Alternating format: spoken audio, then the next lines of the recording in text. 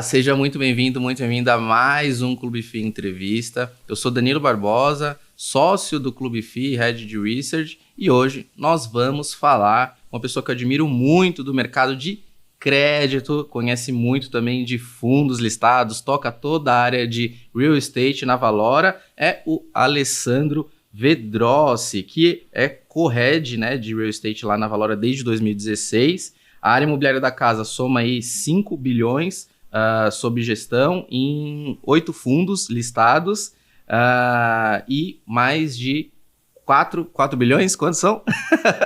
Não, você já falou, mais de 5 bilhões, tá certo? Mais de 5 bilhões em crises estruturados.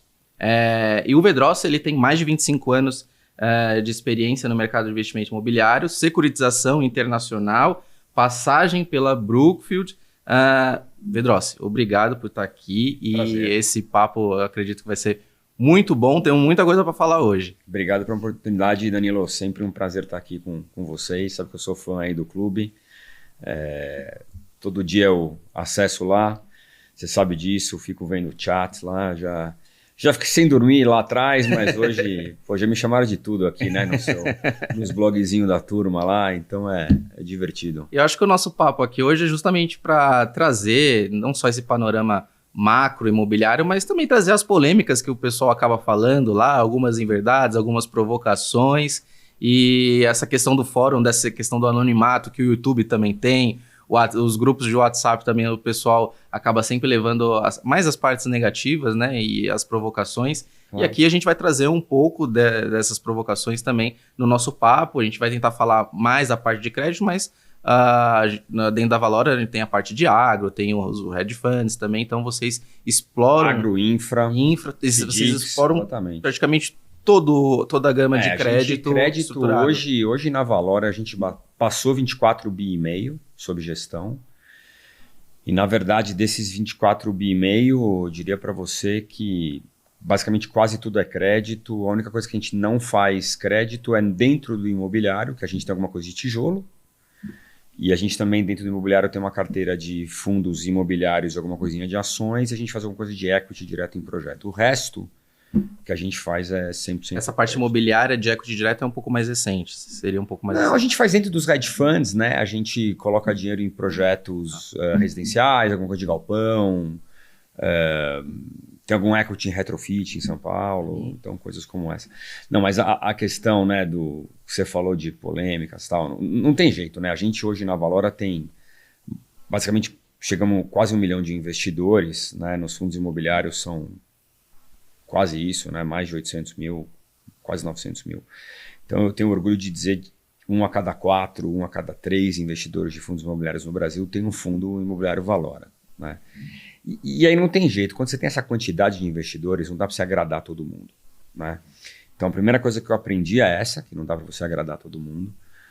Então esse é o primeiro ponto, né? Mas o segundo ponto também, que a gente sabe, é que não tem jeito, né? As pessoas que estão felizes, na maioria dos casos, não falam nada, e as pessoas que estão incomodadas reclamam muito e falam muito, né?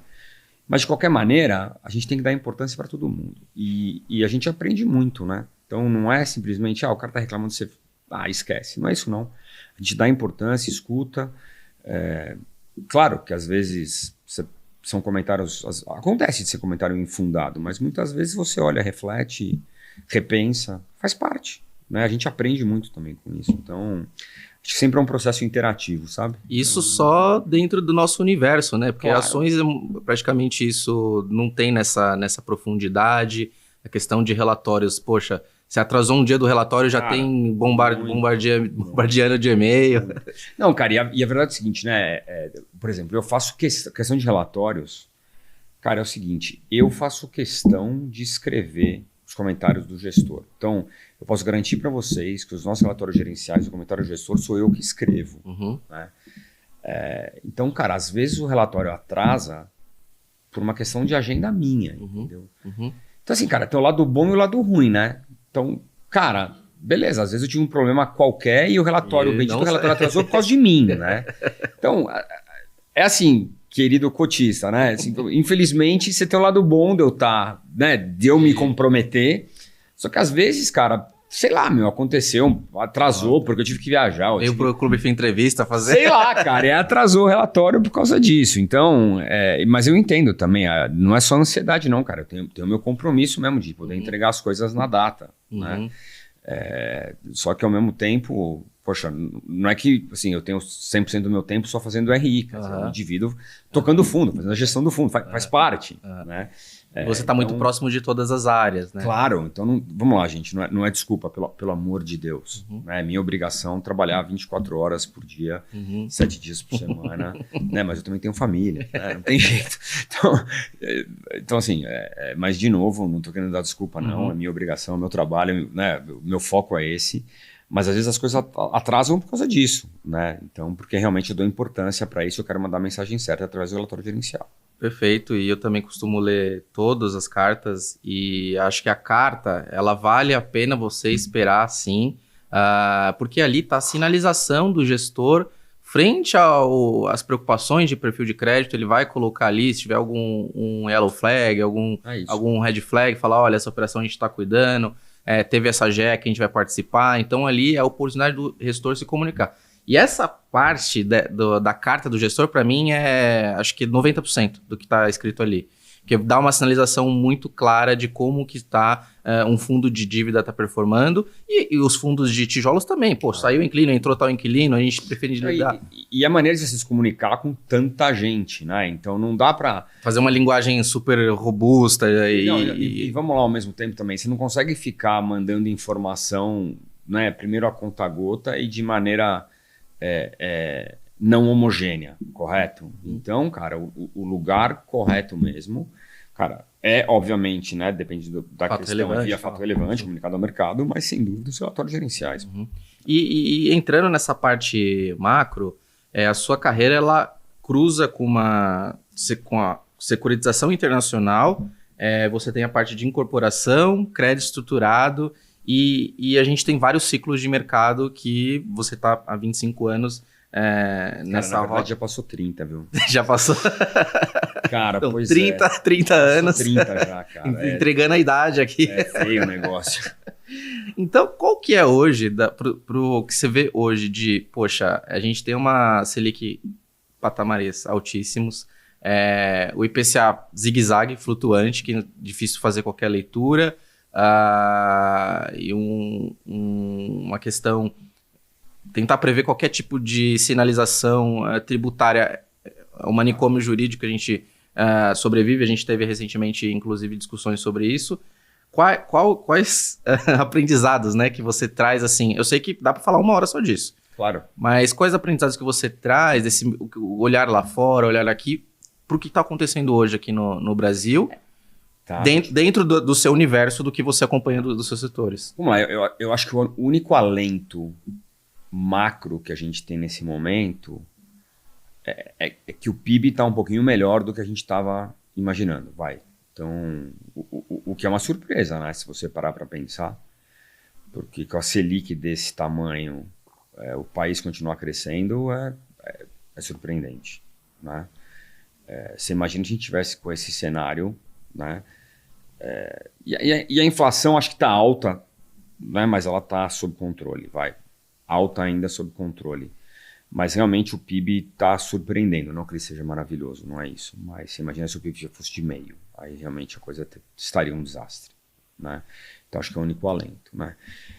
Cara, a verdade é o seguinte, né? Por mais que a gente tenha esse tipo de experiência internacional, a realidade é que o Brasil é um mestrado, doutorado, livre docência para ambiente macro, para qualquer empresário, qualquer executivo, né? Então, desde o carrinho de pipoca a multinacional. Cara, a verdade é que eu sempre falo que Brasil é crise, cada período de 10, cada ciclo de 10 anos você tem 3 crises, né? Então provavelmente essa aqui já é minha 9ª crise. E é engraçado, porque às vezes você escuta, né, integrantes importantes do governo, parece que está tudo lindo e maravilhoso, e a realidade é que não está, né? Então, poxa, esses juros desse tamanho é muito ruim, né, para o setor imobiliário. Então, os juros machuca muito. Então, o ambiente de crédito é um ambiente complexo, né? Quer dizer, claramente é um ambiente mais hostil, os bancos acabam, né, freando, embora eu tenho visto agora alguns bancos voltando. Por outro lado, eu sou obrigado a te dizer, e eu tenho dito muito isso, eu acho que o crescimento importante dos fundos imobiliários de CRI, eu acho que o fundo imobiliário de CRI é o melhor veículo, né, para se dar crédito imobiliário no Brasil. Por que isso? Né? Por uma questão de casamento ativo-passivo. Né? Se você pensar, né, que é o financiador clássico, né, no país aqui, é a poupança. Né? E eu tenho comentado isso, né, se eu fosse tesoureiro do banco, acho que eu pulava da janela, porque eu não ia dormir. Porque o cara usa um passivo de depósito à vista, que é a poupança, financiando 30 anos. É uma maluquice. Né? Você tem um descasamento ativo-passivo absurdo. Né? Enquanto, se for pensar num funding do lado de passivo de fundo imobiliário, ele é um funding perpétuo. Né? Para tentar ajudar quem está com a gente aqui, não existe resgate contra fundo imobiliário. Quem sabe, né, quem é investidor de fundo imobiliário não consegue resgatar o dinheiro, você tem que vender sua cota para um terceiro. Portanto, o dinheiro está sempre lá no fundo imobiliário. Isso é maravilhoso. Portanto, a gente aqui, que é gestor, né, do fundo imobiliário, a gente pode fazer operações do prazo que a gente quiser, porque você não consegue resgatar contra o fundo imobiliário. Então, acho que não tem melhor casamento aqui ativo-passivo. Então, acho que o crescimento dessa indústria é maravilhosa, pensando nesse equilíbrio aqui do funding. Né? E acho que é realmente o caminho aqui no futuro de desenvolvimento. Então, essa ferramenta está super bem azeitada e acho que isso que a gente consegue aprender de outros mercados. Acho que esse lado aqui é perfeito. Né? Então, acho que essa instrumentação aqui jurídica é muito boa. Né? Mas a questão do macro é que atrapalha demais, porque para a conta poder fechar, você precisa ter um ambiente macroeconômico, taxas de juros mais decentes, que a gente, infelizmente, não tem hoje. Então, o ambiente hoje ainda está muito hostil, né? O Brasil, aquilo que eu falei, a gente está vivendo agora esse ciclo de taxa de juros muito altas, que para o mercado imobiliário é péssimo. Então, hoje, o que está acontecendo? Né? O grande financiador hoje, não das pessoas físicas, mas da produção imobiliária, claramente tem sido os fundos imobiliários. E a realidade é que, poxa, quando eu olho esse ciclo de juros altos, a gente esperaria provavelmente muito mais problemas, muito mais RJs do que a gente tem visto.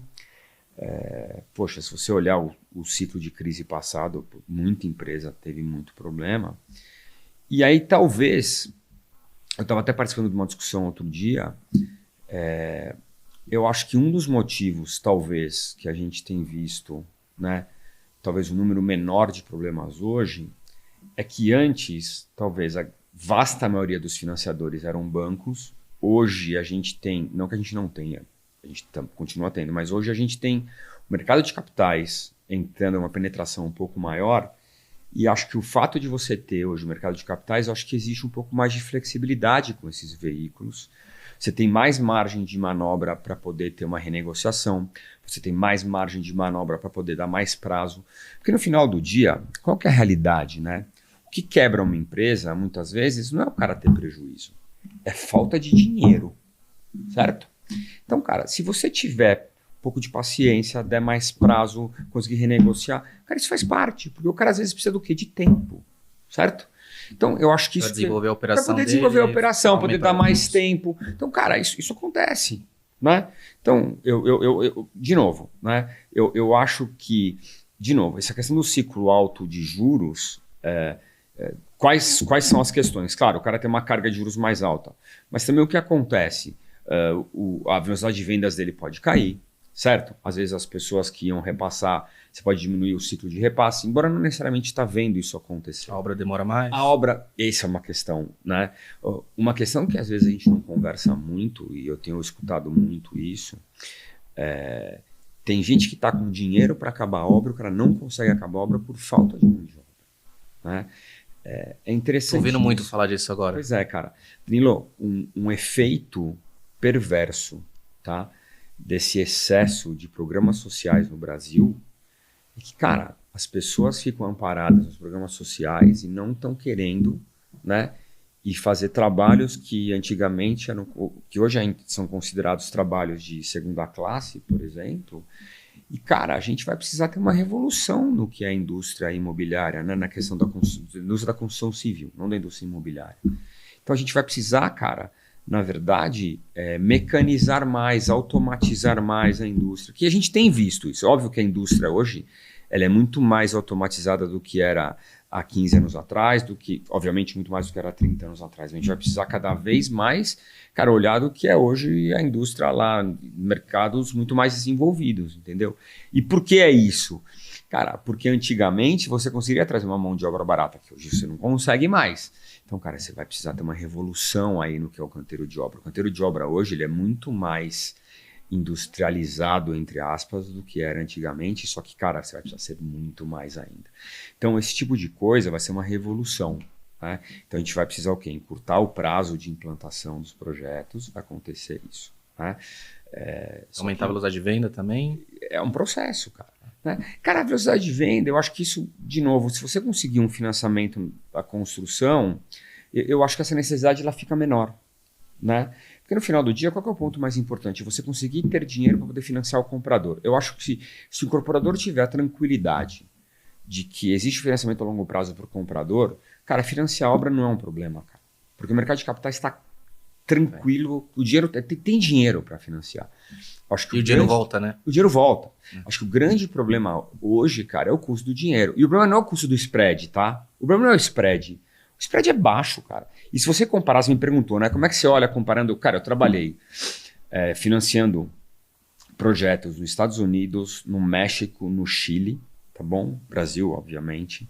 Eu fiz securitização, financei pessoas físicas também, Estados Unidos, México, Chile. Cara, se você olha o spread do que a gente faz operações de financiamento imobiliário, cara, no Brasil, cara, não é alto. O problema é o tamanho da taxa básica, né? O problema é o CDI desse tamanho.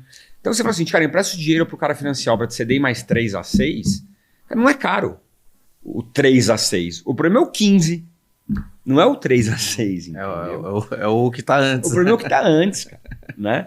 E você vê uma diferença grande do pequeno, médio e grande hoje nessa questão? Cara, de verdade eu não vejo. Quer dizer, até porque, vamos lá, eu impresso para caras mais...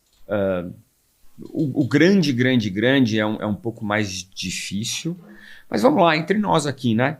O grande toma dinheiro a CDI mais meio, toma dinheiro a 15,5. O médio toma dinheiro a 18, o outro toma dinheiro a 20. Qual que é a grande diferença no final do dia, cara? Não tem grande diferença, né? Como que fica a TIR desses projetos nessa... Cara, a gente tem visto, vamos lá, a gente tem olhado aqui, eu acho que ainda continua o cara conseguir lá a TIR entre talvez 15, 20... talvez 20 alguma coisa, mas é mais pressionado, assim, não há a menor dúvida disso, né? Margens talvez perto dos 20 e tal.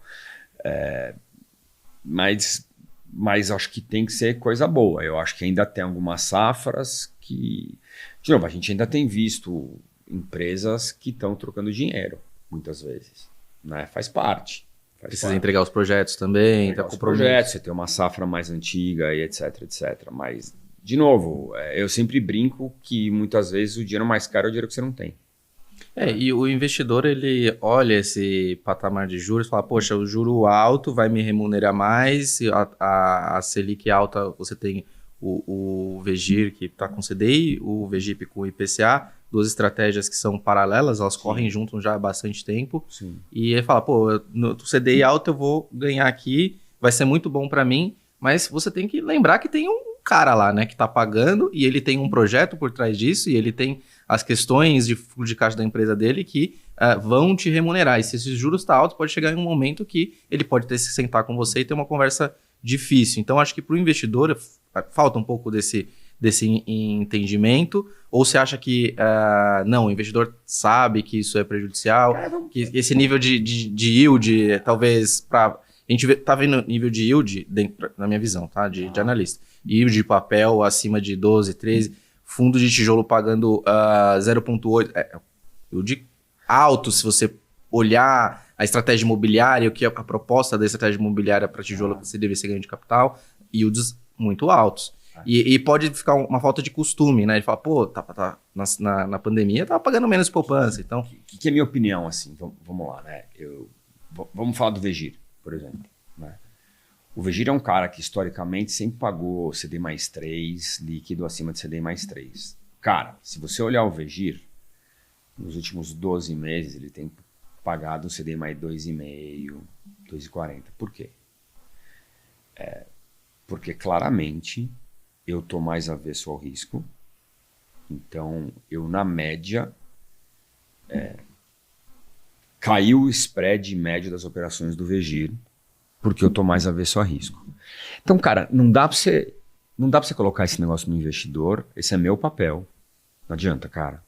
Né? E a acessibilidade, sabe que ali 0,5 você enforca. É meu papel. E aí, cara, é meu alinhamento. Por um lado, eu tenho performance. Então, teoricamente, quanto mais o fundo render, mais eu ganho dinheiro. Porém, qualquer evento de crédito que tiver no Vegir, eu pago a conta primeiro porque eu tenho performance. E se ele tiver qualquer PDD no fundo, vai direto na minha performance, porque qualquer variação patrimonial no fundo machuca a performance e eu pago 20%. Então, eu pago primeiro. Você está entendendo? Então, cara, tem um alinhamento claro aqui. Nosso valora como gestor, para poder garantir um equilíbrio do fundo performar o melhor possível dentro do ambiente. Tá bom? Então, cara, a verdade é, quando o ambiente estava mais propício, eu comecei... Eu opero no Vegir de CDI mais 3 a 6. Quando o ambiente estava mais propício, eu claramente passei a operar mais no 5, 6, 4,5, Cara, quando a coisa começou a apertar, bicho, eu claramente comecei a trazer coisas mais no 3, 4. Cara, hoje eu tô, acredite ou não, aberto a fazer operação a 2,5. Entendeu? Que, putz, historicamente eu acho que eu fiz uma ou duas no Vegir. Entendeu? O Vegir hoje deve ter 58 operações. Eu diria para você que historicamente eu devo ter feito mais de 150 operações no Vegir. Eu devo ter colocado uma ou... seguramente menos de 5 operações abaixo de 3. De 3. Tá bom? Por que isso? Eu tô mais avesso ao risco. Aí, cara, eu acho que não dá para colocar essa conta no investidor. Eu acho que esse é o papel da equipe de gestão. Tá bom? Mas sim, o investidor tem que saber, quando ele investe num fundo de CRI, tem risco de crédito associado. Ponto. Aí acho que é o papel do investidor escolher, entender, sim, o perfil de risco de crédito daquele fundo, entender, sim, quem é a gestora que ele está investindo. Entender qual que é o histórico daquela equipe, entender o histórico daquele fundo, entender, cara, quanto tempo esses caras estão no mercado, quanto tempo esses caras estão fazendo crédito, entender qual que é a experiência desse time, o que ele se propõe a fazer, né? Então, acho que esse é o ponto importante. Por exemplo, vou te dar um exemplo. VGIP, só para a gente poder mudar um pouquinho, falar de IPCA.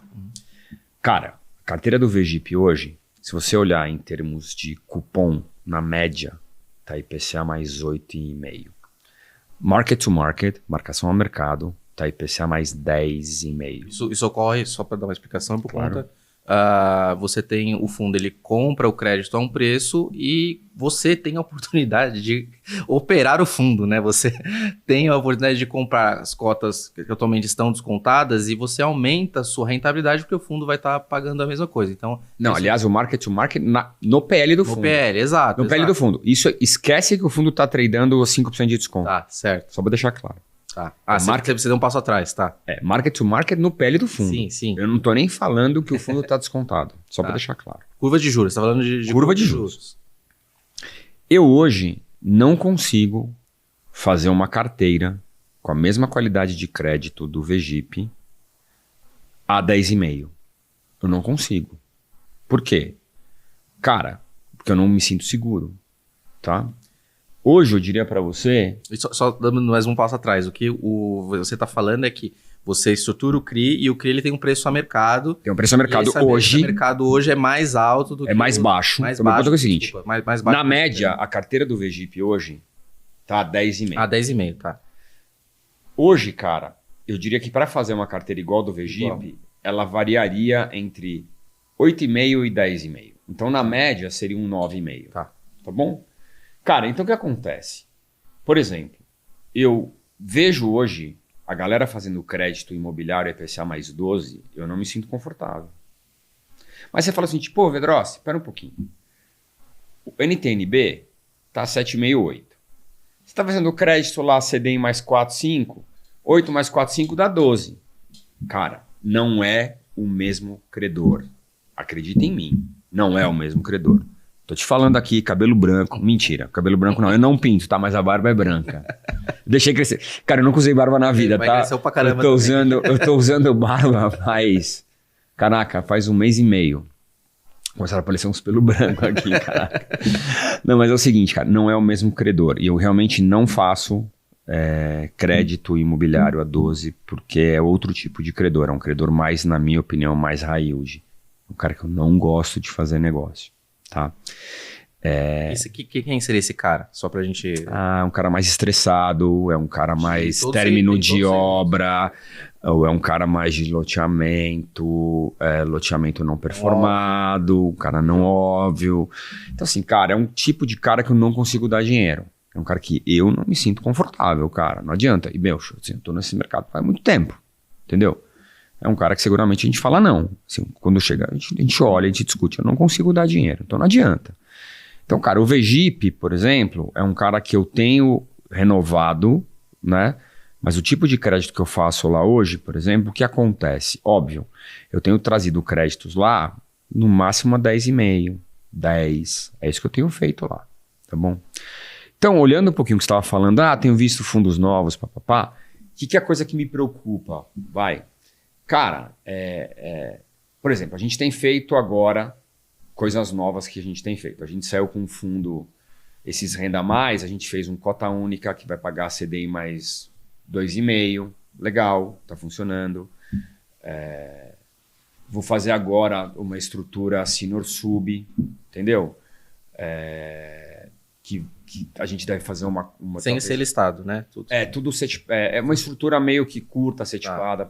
Com o mesmo fim. Mas, por exemplo, eu não consigo fazer uma estrutura senior sub com uma senior pagando IPCA mais 9, porque a hora que você faz tanto custo, você tem que originar a 12, etc. Eu não consigo fazer, cara.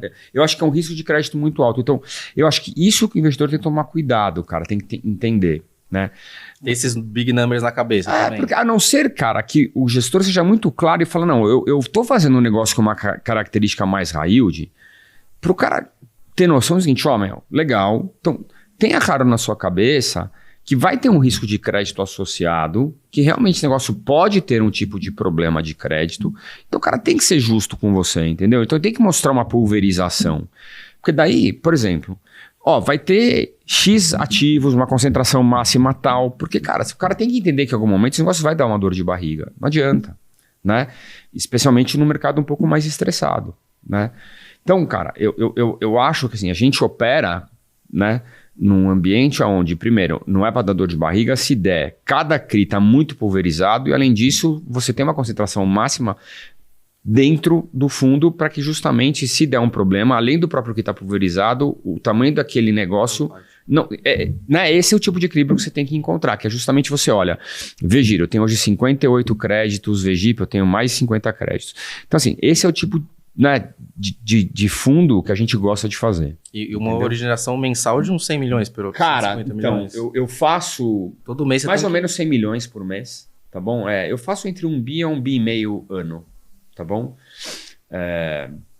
Então, poxa, na verdade, hoje a gente já deve ter feito 6 bi de CRI, nosso histórico aqui, seguramente. Porque 2024 eu fiz 1 bi 300, 23 a gente fez 1 bi e meio, 22 a gente fez 1 bi 200. Então, cara, a gente tá nesse pace aí de crescimento. Esse ano a gente já deve ter feito, provavelmente até setembro, algo como 900 milhões.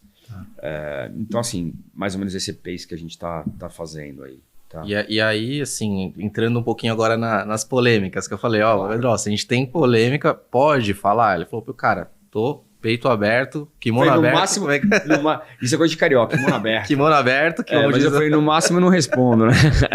E agora que a gente entrou no Vegir e no Vegip, nos fundos, e tem algumas polêmicas aqui que você falou que vai responder, e aqui, como diz no Rio de Janeiro, o kimono aberto, né? Que você comentou.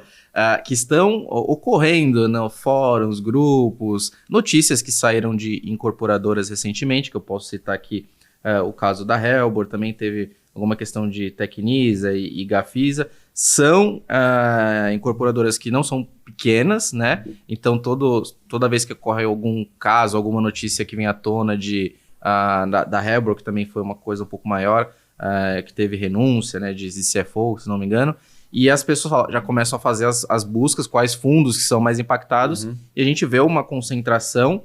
Aí eu vou engatar aqui duas perguntas, claro. Porque a gente tem essa questão das polêmicas, de o que seria red flag hoje dentro dos fundos que você realmente fala, Danilo, a gente tem uma preocupação, porque esse segmento de incorporação, consultora, realmente é uma coisa que a gente está acompanhando de perto, ou não, isso daqui tem ou não tem garantia real, como que funciona essa...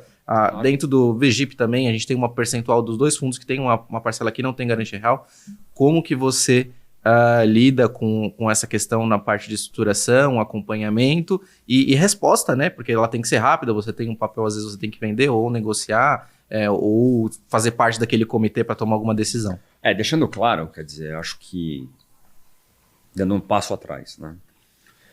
Eu acho que um diferencial importante que nós temos, e como valora, e na verdade isso é válido não só para o imobiliário, como isso é válido tanto para os nossos fundos de renda fixa, quando investe no book de estruturados, quanto para a nossa área de FDICs, quanto para a nossa área de infra, quanto para a nossa área de agro.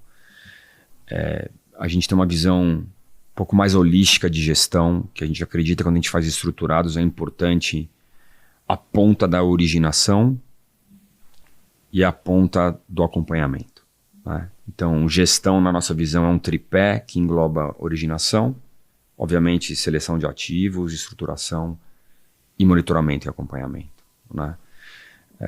Então, eu acho que isso traz uma vantagem competitiva a favor do nosso cotista, né? A gente é capaz de entregar na ponta uma relação risco-retorno favorável e consistência na entrega de retorno, né? Acho que isso... Eu acredito piamente que é isso que o nosso cotista espera dos nossos fundos. Quer dizer, eu não quero que nossos fundos sejam o melhor do mês. Eu espero que os nossos fundos sejam os mais consistentes ao longo dos anos, né? Ponto. É isso que a gente tem que fazer, tá bom? Falando um pouquinho da questão, né, de yellow flags, porque eu acho que red flags não temos. Acho que os yellow flags estão nos relatórios. Claramente estão lá. Quer dizer, hoje no Vegir, o que a gente tem? A gente tem hoje os terrenos que eu executei, na verdade. Foi uma operação de Arquiplan, a gente executou muito rápido. Muito rápido. E na verdade agora a gente está numa discussão no processo de venda desse terreno para o incorporador. Cara, assim... A verdade é que eu vou provavelmente vender via permuta, o fundo provavelmente vai... É possível que o fundo tenha um ganho de capital na cabeça, mas foi aquilo que eu falei, cara. A venda desse terreno, essa operação acho que era CDI mais 3 ou 3,5. No final do dia, quando eu vender esses terrenos na permuta, é como se eu vendesse e fizesse essa operação no prazo a um CDI mais 2, 2,5 para frente. Cara, para o fundo é a mesma coisa, entendeu? Então... Acho que tá tranquilo. Então, se eu não me engano, o Vegir, a única coisa que tem é isso. Se você quiser, cara, vamos lá. Helbor, Tecnisa e Gafisa são cases completamente diferentes. Quer dizer, Helbor, aquela história, nada a ver, foi infortúnio da história do CFO ter ido embora para ir trabalhar em outra empresa. E teve um fake news de uma história que, a Helbor tá processando um investidor, assim. Nada a ver. E a Helbor é uma empresa, cara, muito boa. Eu faço um negócio com a Helbor. Cara, eu conheci o Dr. Henrique Borenstein. E eu só te interrompendo nesse... Não, imagina, pelo amor de Deus. Vi, assim, pessoas letradas, analistas, pessoas do mercado comentando e dando verdadeiro call de venda nos fundos por conta dessa questão de Hellbor. Então, o processo ele é bem fundamentado, porque isso impacta diretamente no fundo e os analistas que não procuram, às vezes, a informação mais completa, eles influenciam outras pessoas. Sem dúvida. A tomar decisão de investimento. Ou seja, assim, cara, a Hellbor é uma empresa seríssima, esse assunto é completamente infundado, né? Então, realmente, a empresa está processando um investidor ou ex-investidor minoritário, que o cara achacou a companhia, né? Um cara que era... o cara que trabalha na Receita Federal, alguma coisa assim. E tá lá. Tanto que eles deram um disclosure depois desse processo, etc, etc. Então, não tem nada. E é um cara que a gente gosta muito e as operações... Você, no mesmo mês seguinte, você tomou mais um crédito deles? Sim, a gente faz negócio com a Hellbor, maravilhoso, cara. É ótimo e, assim, as nossas operações com a Hellbor têm melhor risco-retorno. Aliás, todas têm garantia real, são projetos diferentes, etc, etc. E as nossas operações têm uma relação risco-retorno melhor do que as operações que eles fazem com o mercado. Beleza, cara. Então, tô super tranquilo. Tecnisa, tá? Tecnisa, eu fiz umas operações lá atrás. Na época que eu fiz, a Tecnisa tinha rating. O fundo pode fazer operações sem garantia com rating, tá bom? Hoje, cara, é o seguinte, eu não gosto de fazer operações sem garantia, não é o tipo de operação que eu gosto de fazer. Na época fez sentido eu fazer, não é do meu feitio fazer. Hoje eu não teria feito, tá bom? De qualquer maneira, nós hoje estamos num processo de reformular essas operações, a gente está trazendo garantia. Então, cara, assim, eu acho que o risco de crédito de Tecnisa não é o mesmo de Hellbor, tá bom? Eu acho que Hellbor é um risco melhor que Tecnisa. De qualquer maneira, a gente está trazendo garantia para as operações. De qualquer forma, cara, a Tecnisa acabou de vender terrenos lá para a Cirela, os terrenos Jardim da Perdiz, a empresa está melhorando o balanço, nós somos super próximo do management, nós somos próximo do controlador. Cara, a gente está bem tranquilo com o crédito, mas de qualquer maneira a gente está trazendo mais garantias para a operação. Não é um yellow flag, ponto. Para deixar claro, não é um yellow flag. Ponto. Por último, Gafisa é outro espectro. Na outra ponta, Gafisa. Tá bom? Sim, como empresa, é uma empresa com caixa muito mais apertado.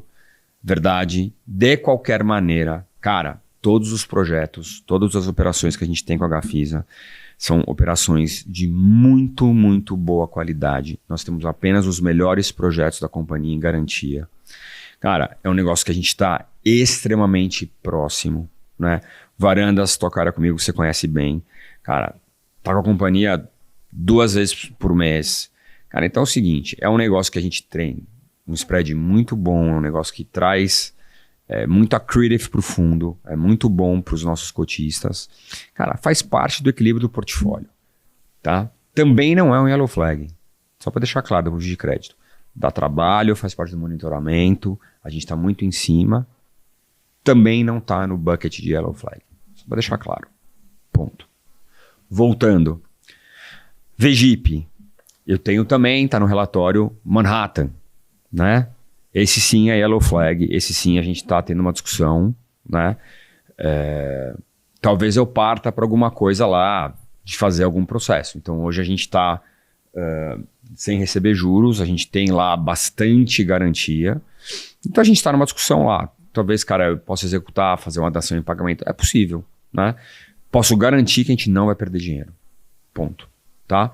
Mas sim, é um yellow flag e eu estou dando disclosure dentro, né, do relatório gerencial. Só para poder pegar a oportunidade, VGHF também teve o seu yellow flag, que era os CRI Celina, que a gente herdou da Mogno, né? Hoje, cara, tá marcado a 0 no fundo. Portanto, cara, tá lá, o PL do fundo reflete 100% do que tá lá. Portanto, os CRIs estão marcados a 0. Qualquer coisa que vier... Exatamente, qualquer coisa que vier é lucro, certo? Cara, tá marcado a 0. Cara, o CRI Búzios que existia, por exemplo, a gente recebeu 100% do CRI, foi resolvido, recebemos 100% do dinheiro de volta. Cara, foi um negócio que deu uma dor de cabeça enorme, recuperamos 100% do dinheiro. Cara, isso é trabalho do time de gestão, cara. Isso é muito importante, entendeu? E, cara, acho que, vamos lá, mais transparência do que isso, cara, não dá pra ter, correto? Cara, eu fui o primeiro cara, esse é meu ponto, cara, eu fui o primeiro cara que chegou assim, cara, é o seguinte, esse cara não tá, eu vou colocar, eu vou começar a fazer PDD. Chamei o Decoval e falei assim, cara, é o seguinte, nós vamos começar a fazer PDD igual o Banco Central faz. Cara, não tá pagando, começa a colocar PDT, não tem garantia, é PDD, até 100%. Acabou, cara. Não tem essa, não importa qual que é o efeito desse negócio. Então, cara, eu acho que maior transparência do que isso não tem, certo? Então, hoje, você olha o VGHF, o PL que o cara tá comprando, e de novo, o fundo tá descontado em relação ao PL.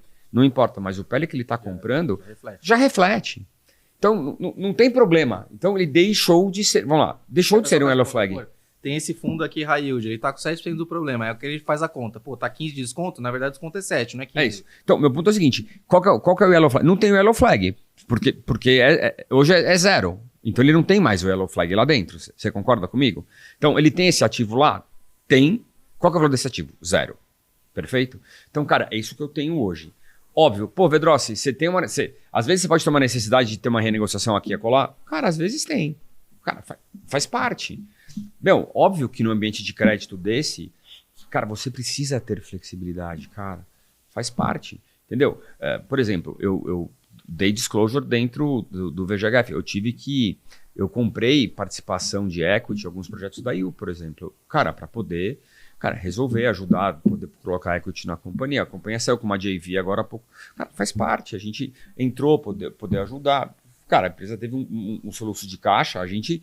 Cara, legal. Então vamos fazer o seguinte, cara. Ó, você tá precisando, eu vou comprar participação em alguns projetos seus para poder te ajudar. Eu comprei participação em alguns projetos. Também fiquei mais tranquilo, porque daí no projeto que eu ganhei participação, eu fiquei mais tranquilo com os dias de crédito. Cara, isso acontece. É natural, cara, no ambiente de crédito um pouco mais hostil, você precise step in.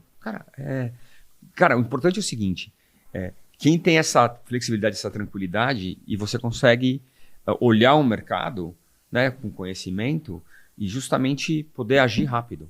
Esse é o ponto, cara. Eu acho que o gestor que consegue fazer isso de uma maneira clara, transparente e ágil, é justamente aquele que vai poder resolver as coisas da melhor maneira possível. Entendeu, Danilo? É isso. Acho que a gente trouxe assim os principais pontos assim de estresse, mas se você tiver algum outro ponto, acho que você pode não aqui. Não que me passe pela cabeça. Mas uma questão que eu queria trazer é da política de concentração ou algum limite por emissor ou lastro que eu até coloquei aqui. Quão rápido essa que você falou, né? É rápido, mas o quão rápido que essa tese, que às vezes é um pouco mais concentrada em um segmento, por questões de estratégia, por questões de mercado, por questões de oportunidade que você encontrou ali na questão da realocação, ela pode virar uma dor de cabeça na ponta final. Qual que é esse timing, assim, pô? Porque você tem um filme que você precisa contar. Você está acompanhando o crédito, aí você tem um timing de... Fala, poxa, virou um yellow flag para mim para poder ver o que está acontecendo. Aí vira um yellow flag. Não, isso aqui é um yellow flag para o investidor, que ele precisa ter o conhecimento... Vou executar... na minha cabeça, assim, é muito diferente de projeto para projeto? Ou existe um time, assim, para o investidor ficar sabendo e, de fato, acontecer, ser marcado a zero? Como é que é esse... Tá, não sei se eu passei bem. Vamos tentar... Vamos lá. Primeiro ponto é o seguinte, né? Vamos falar de segmento um minuto. Por exemplo, o VGIR é um fundo em CDI, tá? Cara, na minha cabeça... O VGIR, por definição, sempre será concentrado no mercado residencial. Por uma questão de moeda, né? Quando eu olho os segmentos do mercado imobiliário, né, vamos pensar nos grandes segmentos, né? Mercado residencial, shopping, escritórios, galpões. Desenvolvimento de loteamento. Loteamento. Vai, que a gente não gosta muito. Tá. Né? É isso. Cara, o residencial... Build-to-suit também, né? O projeto especial. Que Build-to-suit vai estar dentro de qualquer um desses, né? Ou é um galpão, ou é um escritório, certo? Cara, o que tem prazo mais curto, o ciclo mais curto é o residencial. Certo? Portanto, o que faz mais sentido você encaixar um negócio em CDI é o residencial. Né? Cara, eu não faço operação de CDI de 20 anos. Não sou maluco, entendeu? O que a gente começou a fazer, até por uma questão de escassez de funding de PCA, eu comecei a fazer muito operações de escritórios, de shopping, etc., que eu faço um bridge de CDI no prazo de implantação e depois cai para IPCA. Então, fiz isso com o JSTX, fiz alguns deals aqui. Comecei a fazer há 2 anos atrás, que eu faço 1 ano e meio, 2 em CDI, e depois tombo automaticamente em IPCA, entendeu? Mas não adianta, cara. Então, naturalmente, o VGIR será concentrado em residencial. Qual que é a parte boa, na minha visão, do mercado residencial? Você fala assim, pô, o mercado residencial, ele tá envolto no macro? Tá. Assim, o mercado residencial, né, apesar de a gente estar nesse ambiente de taxa de juros super alta nesse momento, não é que parou de vender, não é que não está repassando, não é isso, certo? Então, diminuiu um pouco o volume de repasse, etc, mas o mercado continua, alguns segmentos continuam, né? Não é que você mata o mercado. Então, ele é resiliente. Então, acho que esse é o ponto importante, né? Diferente, por exemplo, vamos pensar da crise da chuva de 100 anos que a gente teve. Aliás, não foi chuva de 100 anos, foi chuva de 1000 anos, o Covid. Fecharam os shoppings, todos fecharam. Então, quando teve o problema do shopping, fechou tudo. E eu lembro que quando teve isso, eu falei, olha, ainda bem que eu tenho o VGIR no mercado residencial, porque ele vai se mostrar a aposta acertada, né? Então, eu acho que bom que eu tenho o VGIR concentrado no mercado residencial e não tenho, por exemplo, o VGIR em crédito só para o mercado de shoppings, por exemplo. Tá bom? Então, eu acho que o fato de eu ter num segmento só, ou, quer dizer, eu ter 75% do fundo, 70% do fundo num segmento, poderia não ser muito bom, vai. Eu acho que o fato desse segmento ser o residencial, olhando os segmentos imobiliários, eu acho que é o segmento mais resiliente. Então, acho que isso é um bom fato, porque o mercado residencial, além disso, você tem diversos submercados dentro dele, várias classes, etc, várias classes de renda, e acho que o mercado é super resiliente, tá bom? Então, acho que a primeira resposta é daquilo que a gente estava conversando, tá bom? Sim, cara, acho que a verdade é, até chegar no investidor, claro que existem alguns passos, tá bom? Cara, mas por outro lado, obviamente, a gente é transparente, né? E a gente, o mais rápido possível, vai dando a informação, né? Agora, ao mesmo tempo, cara, eu não consigo, né? Digamos o seguinte, ó, eu recebi a ligação do incorporador que ele pensou em renegociar. Você imagina se eu colocasse no relatório gerencial, olha, eu recebi a ligação do incorporador XYZ que ele tá... Cara, não dá, né? É insano. E, na verdade, isso só traria incerteza. Operações... Não, isso só traria incerteza. Você pode negar e falar, não, me paga. Não, e você concorda comigo que isso só traria incerteza? Gente, não dá, né? Então, assim, não adianta, né? Então, eu acho que isso seria muito ruim. Então, assim, cara, não tem jeito. A gente, cara, na ponta aqui, como diz um amigo, é tiro, porrada e bomba. Cara, é tiro, porrada e bomba, cara. Faz parte, entendeu? Cara, é difícil, é porrada mesmo, faz parte. Você tem que ser duro, entendeu? Você tem que usar lá poder de barganha. É isso, cara. É isso mesmo, entendeu? Cara, a ponta do crédito não é... Cara, esse trabalho é difícil mesmo. Você tem que ser duro na ponta. Você tem que poder, né, negociar. Então, faz parte, né? Cada um tem seu timing. Cada um tem seu timing. E, cara, é por isso que o trabalho de estruturação tem que ser muito bem feito, você tem que ter as garantias bem amarradas. E, cara, se você não tem as garantias bem amarradas, você tá na roça, entendeu? Cara, esquece, né? Você vai ser o último da fila a receber. E um outro ponto que eu queria trazer também, que eu acabei levantando, são a questão de taxa de performance e o alinhamento que é percebido pelo cotista. Porque, às vezes, ele tá olhando ali a DR do fundo, ele pode ver um salto de despesa no mês específico e gera uma leitura aí de performance fee. Então, para esclarecer já, por agora, quando que você faz esse reconhecimento da performance e o que é superar? Eu sei que é o benchmark, mas qual que é essa linha que vocês fazem para gerar essa performance? E aí você já deixou bem claro antes aquela questão de, pô, quando tem algum problema, eu tiro, né, da performance e tal. Então, acho que como que você garante essa transparência no performance fee e que ele não prejudique o payout do fundo na visão do investidor, entendeu? VGIR, performance, o benchmark é CDI. Então, performance acima do CDI. Tá? Aí é engraçado, porque eu leio lá no Clube FI, o cara fala assim, pô, que moleza, né? O cara só faz crédito em CDI e a performance é em cima do CDI.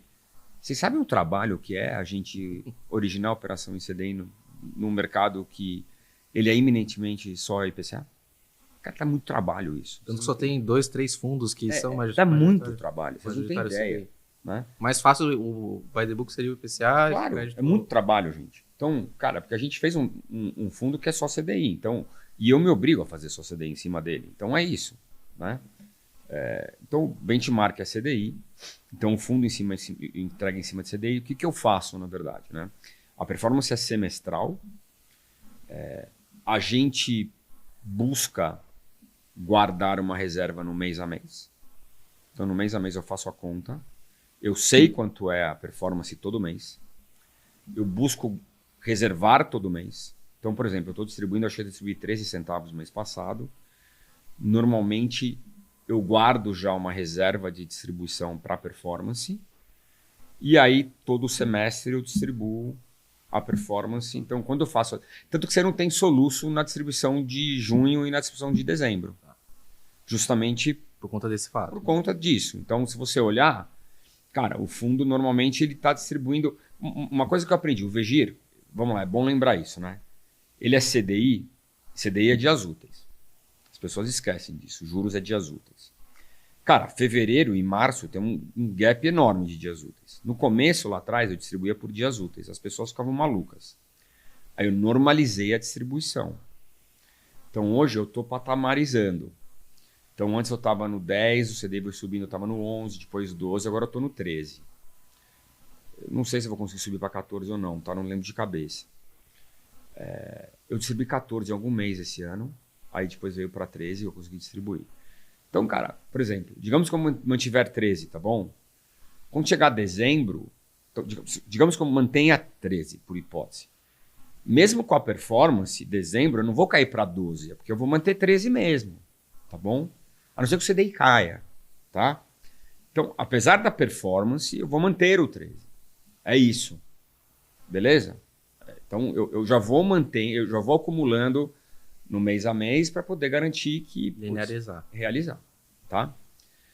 No VGIP e no VGHF, o benchmark é aquela história do yield do NTNB, que está um benchmark enorme, porque o yield do NTNB está super alto. Que é tipo 7 e pouco mais IPCA. Então, cara, eu quase não estou recebendo performance. Tá muito difícil. Então, foi muito pouco. E aí, se a estrutura acaba ficar próxima, né, do seu benchmark, aí não gera performance. Quase nada. Tá. Quase nada.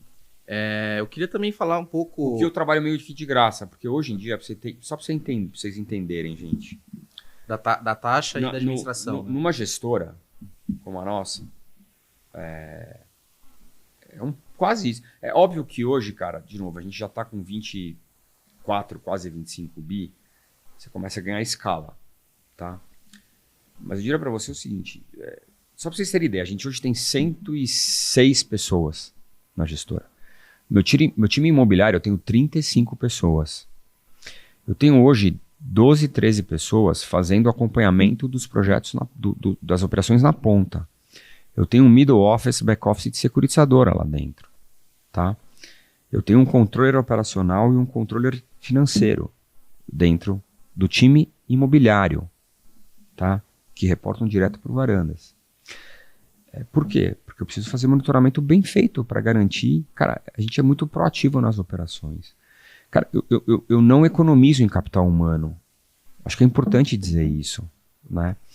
Então, a realidade é o seguinte... O nosso fee de gestão é meio que paga a conta, tá bom? E a performance é o lucro, tá? É meio isso. E, cara, galera, a gente paga bônus para as pessoas, né? Eu sou um partnership, eu tenho hoje, para vocês terem ideia, nós somos em 6 sócios fundadores, né? 6 sócios principais.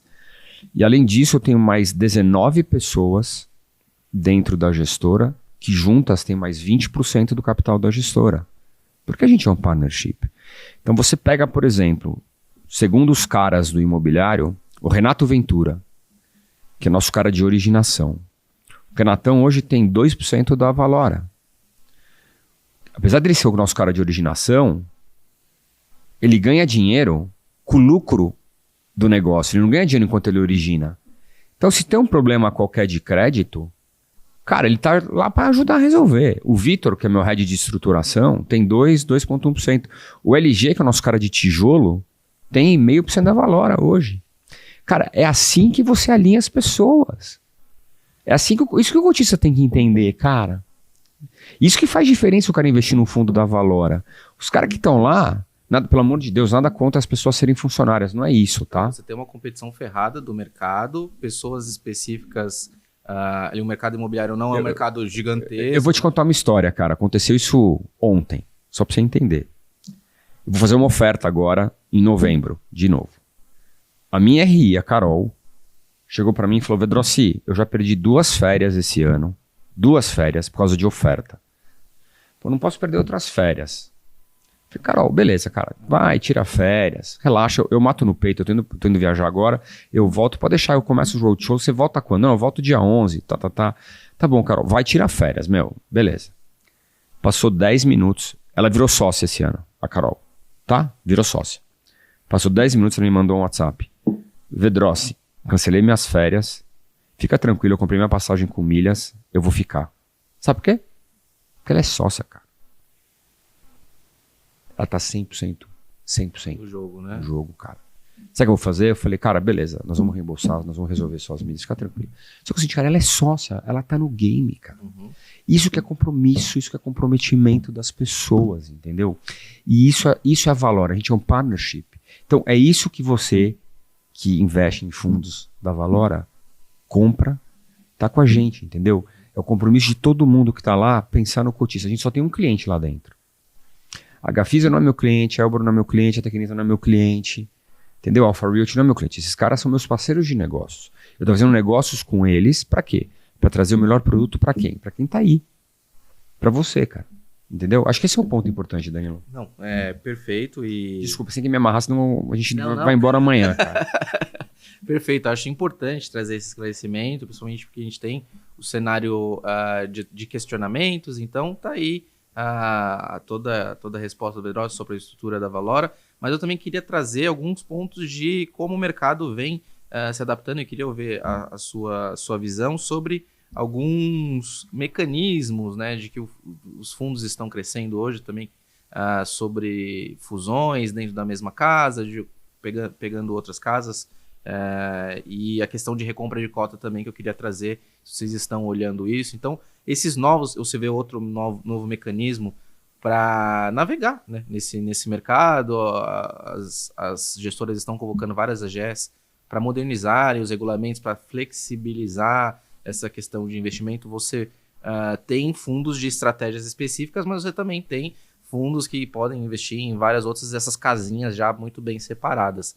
Dentro da Valora, você vê alguma aglutinação, alguma eficiência que pode ser feita na união de fundos? Ou, não sei, se for o M&A, eu sei que você não vai falar, porque mas vocês têm essa estratégia na mente, então, sobre esses novos veículos que vêm surgindo no mercado. E eu queria também que você falasse sobre a questão de recompra de cota nesse momento de fundo ter muito desconto.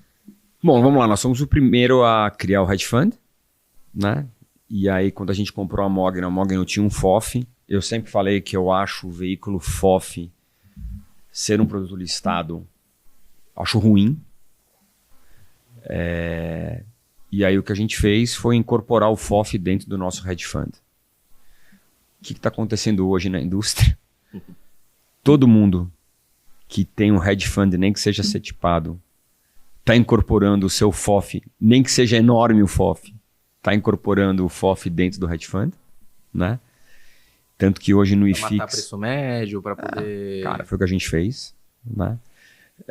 Tanto que hoje no IFIX a representatividade dos hedge funds é muito maior que dos FOFs. O CPTS virou um hedge fund, né? Então isso claramente, cara, o hedge fund é o futuro, na minha opinião. Então tá aí o VGHF, eu acho que, cara, o VGHF será um grande veículo. Então, para mim, não há a menor dúvida Já disso. está na mesma casinha, hedge fund e multi-estratégia. Ah, sim. É a mesma coisa. A mesma coisa.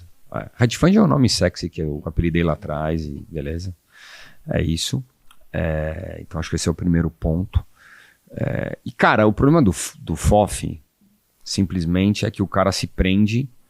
Eu criei um FOF agora, tá? Eu até brinco que é o FOFA. É o FOF alavancado. É o FOFA.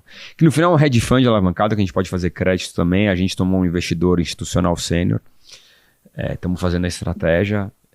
Que inclusive eu comprei as cotas subordinadas no VGHF e no Premium, no VGPR. Que acho que vai ser muito bom, porque, cara, nós vamos pegar aí um mercado, acho que é uma questão de tempo, mas vamos pegar aí o momento bom da curva. Vai ser muito bom para os cotistas do VGHF e do VGPR. Falando de movimentos internos, cara, meu processo é simplificar passivo, mas de qualquer maneira eu vou manter o puro sangue CRI CDI, vou manter o puro sangue CRI IPCA. Hoje eu tenho 2 hedge funds / multi-estratégia, que é o VGHF e o VGPR. A realidade é o seguinte, se o mundo setipado perdurar, eu vou manter o VGPR setipado, vou manter o VGHF. Se em algum momento o mundo setipado não perdurar, eu provavelmente junto os dois, mas por enquanto vou manter os dois em suas respectivos ambientes de negociação. Não tem nada, tá? Vai manter do jeito que tá. O VGRI é o nosso único tijolo, vai manter assim, quer dizer, estamos com essa proposta de venda do Cidade Jardim, acho que isso resolve a alavancagem do fundo, aí o fundo fica com uma alavancagem saudável no longo prazo, continua mantendo aí, pagando o seu guidance, acho que está tudo dentro dos conformes, acho que está tudo certo. Estamos fazendo os renda mais, que eu acho que é uma maneira de poder continuar dando vazão para essa originação que a gente tem, que é muito forte, então acho que isso vai continuar. Mas obviamente a gente quer continuar crescendo os listados, tá bom? Acho que é um pouco isso, nada diferente aqui. É isso, cara, eu quero simplificar de novo, cara, quanto mais eu simplificar meus passivos, melhor, entendeu? Então eu não quero ficar criando, vou criar high yield, nada disso, cara. Eu quero keep it simple, quero ter fundos grandes, com grande liquidez, tá bom? Eu acho que a liquidez do VGIP é baixa, penso sim em splitar a cota, tá? Split, não recompra. Não, calma, vamos falar de recompra. Tá, Split, tá? A questão de recomprar, eu preciso ver ainda, preciso estudar mais. Eu não sei, eu não vi ainda reflexos da recompra, né? Tem gente que começou a fazer, por enquanto parece mais a galera testando águas para... Por enquanto parece mais propaganda.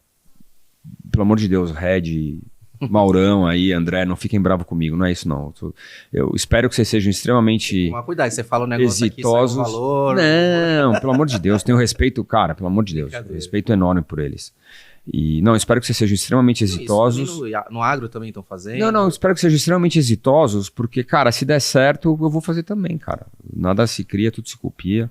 Então, cara, eu ouvi isso do Carlos daqui, né? Ele fala assim, isso, às vezes eu não quero inventar roda, só às vezes quero ser o primeiro a copiar e fazer o direito certo. É isso, não, cara. Se der certo, eu vou fazer também.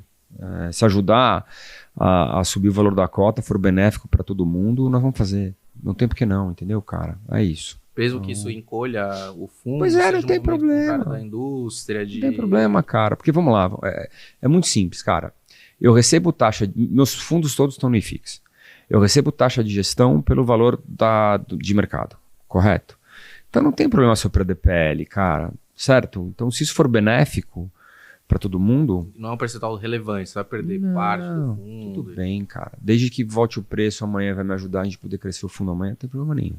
Então, mas de novo, eu não quero fazer frufru, né? Só não vou ser pioneiro nisso. Então é isso, cara. Então eu vou acompanhar os movimentos da turma, se fizer sentido, nós vamos fazer. Perfeito, aqui estamos chegando já em 1 hora de entrevista. Caraca, eu falo, né, meu? Fala, mas foram muitas informações, muitas coisas que auxiliam você a tomar boas decisões. E dentro do clube, você encontra, além do nosso programa semanal aqui falando com as personalidades, com gestores, trazendo informação em tempo real para você, você também pode aproveitar dentro do clube o nosso Research, que também tem as nossas opiniões lá do que a gente acha do que é melhor. E para você conferir, você consegue entrar na nossa plataforma, fazer o seu cadastro, já baixar os relatórios grátis que nós temos disponíveis. Nós fazemos análises específicas de fundos, estamos tracionando agora também coberturas individuais de fundos. Então, é um relatório específico destrinchando aquele fundo e alguns estão grátis também para você aproveitar. Pedroso, eu queria agradecer muito a sua presença, queria que você deixasse aí uma mensagem final.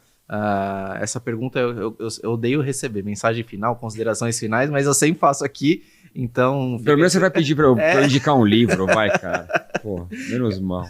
Que qual animal você seria? Pelo amor de Deus, cara. Não, eu só tenho a agradecer, cara. Eu sou fã aí de vocês, sou fã seu também. Você sabe que eu te acompanho lá no Instagram, vejo você andando de Fusca. Você corre de kart também, não? Também. Você sabe que meu filho é corredor de kart, né? Vamos passar os contatos dele pra gente... meu filho... Eu tava com ele no Beto Carreiro, agora ele vai correr o brasileiro, tá correndo. Legal. Ele corre de novatos, de F4 e 2 tempos, tá? Depois eu te mando o Instagram dele pra você seguir o garoto. Gasto dinheiro com esse garoto, viu? Esporte caro. Galera, vamos investir aí nos fundos da Valora, que tá difícil. É patrocínio, eu ponho Valora Investimentos lá, mas é patrocínio, só para deixar claro. Não é uma brincadeira barata. Que não é uma brincadeira barata, mas... Bom, só agradecer aqui a oportunidade, estar com vocês. As portas da Valora estão sempre abertas, né? Tanto dúvidas, Pegorini e o Grau, dúvidas ri@valorinvest.com.br, tem nosso site também, www.valorinvest.com.br. De novo, turma, acho que fundos imobiliários, a gente gosta muito do produto, tanto Fiagro, fundos imobiliários, fundos infra. Como eu sempre falo, são produtos de médio e longo prazo. Olhem sempre bem o perfil do produto, busquem entender, conhecer a gestora, né, as pessoas, né, a filosofia. Acho que sempre isso é muito importante. E de novo, acho que vocês têm que ter vários produtos para investir e várias casas também. Então, o que a gente quer é ser uma delas. Acho que é isso que a gente espera. Muito obrigado. Obrigado pela sua presença. Deixa aqui nos comentários quem que você quer que a gente traga aqui para fazer também entrevistas, gestores ou... e se você chegou até o final do vídeo, lembre-se sempre de se inscrever no canal. Isso ajuda muito o clube a crescer, a alcançar mais pessoas e tornar esse produto, o fundo imobiliário, mais relevante. Que o papel do Clube FI também é trazer mais investidores novos para dentro desse produto, que sou um pouco conflitado para falar, que eu acho também que é maravilhoso. Eu respiro o fundo imobiliário todos os dias e espero você no próximo programa. Um grande abraço. Tchau, tchau.